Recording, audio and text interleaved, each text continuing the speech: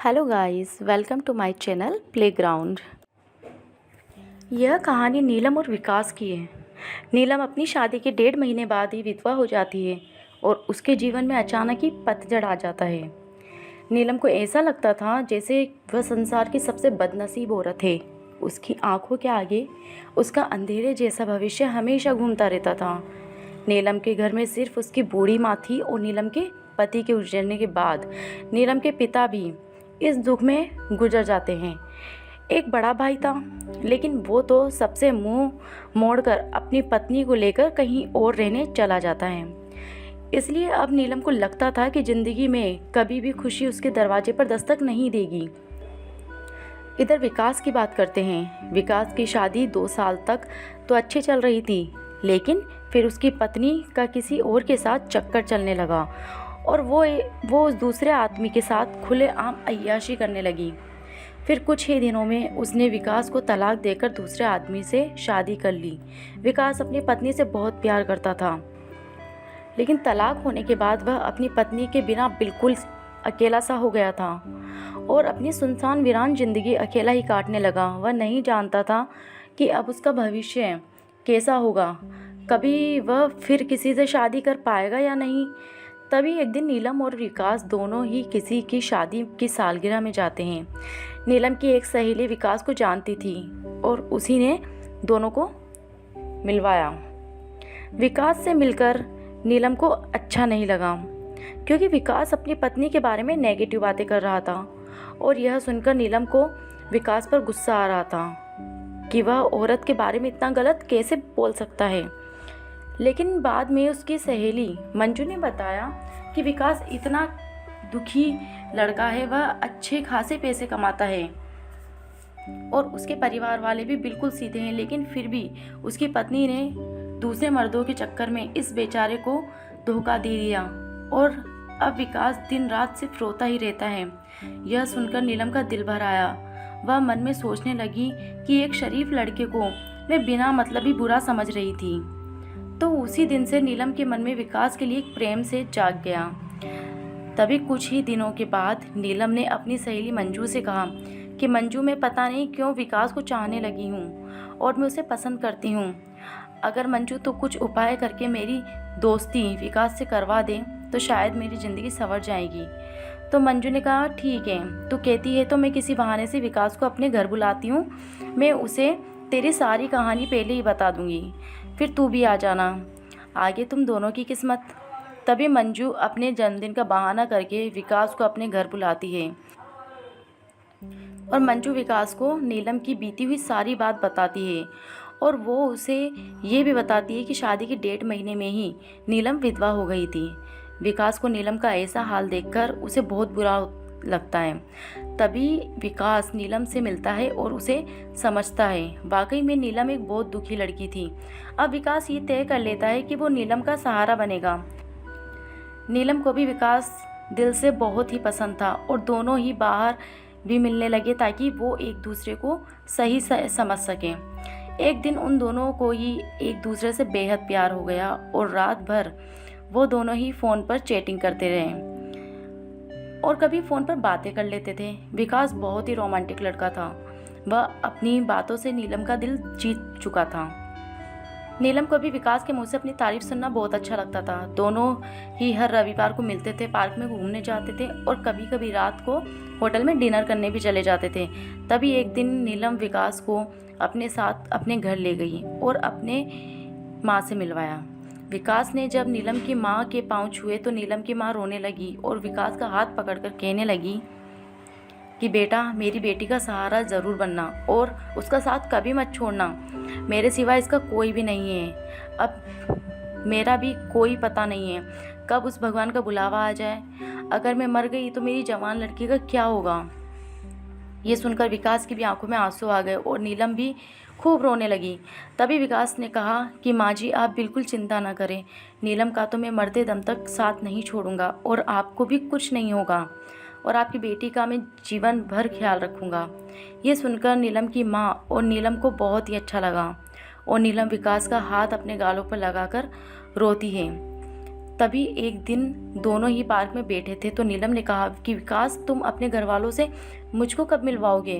विकास ने बात टाल दी और उससे प्यार भरी बातें करने लगा और कहा, नीलम, मैं तुम्हारे बिल्कुल नज़दीक आना चाहता हूँ, बोलो तुम मुझे अपने करीब कब आने दोगी। लेकिन नीलम विकास को अपने करीब आने से मना करती है, मगर फिर भी थोड़ा बहुत वो दोनों प्यार कर ही लेते हैं। तभी नीलम की सहेली मंजू ने नीलम के कान भरना शुरू कर दिए। उसने कहा कि नीलम लड़कों पर इतना जल्दी भरोसा नहीं करते, तू तो सीधी सादी है, विकास को अपनी माँ से भी मिला दी, लेकिन विकास ने तुझे किसी से मिलवाया, कहीं ऐसा ना हो कि वो तुझे इस्तेमाल करके छोड़ न दे। यह सुनकर नीलम के कान खड़े हो गए और वह सोचने लगी कि कहीं विकास मुझे धोखा तो नहीं दे रहा। उधर विकास ये सोच रहा था कि मैं नीलम को अपने घर कैसे लेकर आऊँ। मेरा घर बिल्कुल छोटा सा है और मैं उसे अभी नहीं बताऊंगा कि उसके लिए मैंने एक घर बुक कर लिया है और 50,000 जमा भी करवा दिए हैं और बाकी की मैं बैंक से किश्त बनवा लूँगा। 1 महीने बाद विकास का जन्मदिन था। विकास ने सोचा मेरे जन्मदिन पर ही नीलम को सरप्राइज़ दूंगा और तभी नीलम और उसकी माँ को घर पर बुला लूँगा। उस दिन नीलम से शादी की सारी बात करके उसे सगाई की रिंग भी पहना दूंगा, क्योंकि नीलम के परिवार में और कोई नहीं है, इसलिए सारा कार्यक्रम नीलम और उसकी माँ के सामने ही हो जाएगा। अगले दिन नीलम विकास को फ़ोन करती है और गुस्से में कहती है कि तुम अपने घर वालों से मुझे कब मिलवाओगे। विकास फिर से बात टालते हुए बात को पलट देता है। अब नीलम का शक और भी बढ़ जाता है। तभी नीलम विकास से कहती है, तुम्हारे बैंक में कितने पैसे हैं, मुझे अपना बैंक बैलेंस दिखाओ। लेकिन विकास ने बैंक बैलेंस दिखाने की बात भी टाल दी, क्योंकि सभी पैसे उसने मकान में बनाने में दे दिए थे और उसके अकाउंट में यही कोई 8 से 10,000 पड़े थे। नीलम का शक अब बढ़ता ही जा रहा था और वो ये सोच लेती है कि विकास वाकई में मेरा इस्तेमाल कर रहा है और वो मुझसे शादी भी नहीं करेगा। इसलिए नीलम विकास का फ़ोन उठाना बंद कर देती है। इधर विकास एंगेजमेंट की सारी तैयारी कर चुका था। बातों ही बातों में उसने नीलम की अंगूठी का भी नाप ले लिया था और विकास ने नीलम की तरफ से खुद की भी अंगूठी बनवा ली थी ताकि नीलम की माँ का कोई भी खर्चा ना हो सके।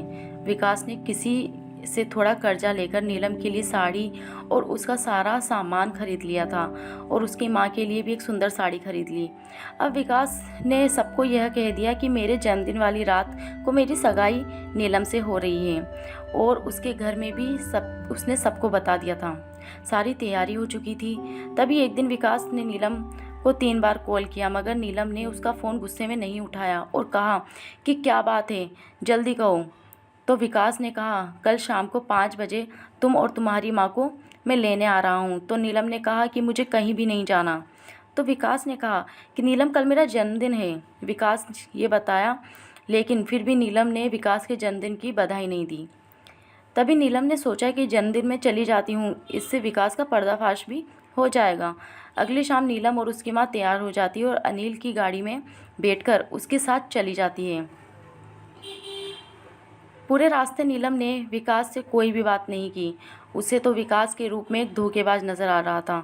तभी जैसे ही नीलम विकास के घर की दहलीज पर कदम रखती है, वैसे ही विकास की माँ आरती की थाली लेकर आती है और नीलम को टीका लगाकर उसकी आरती करती है।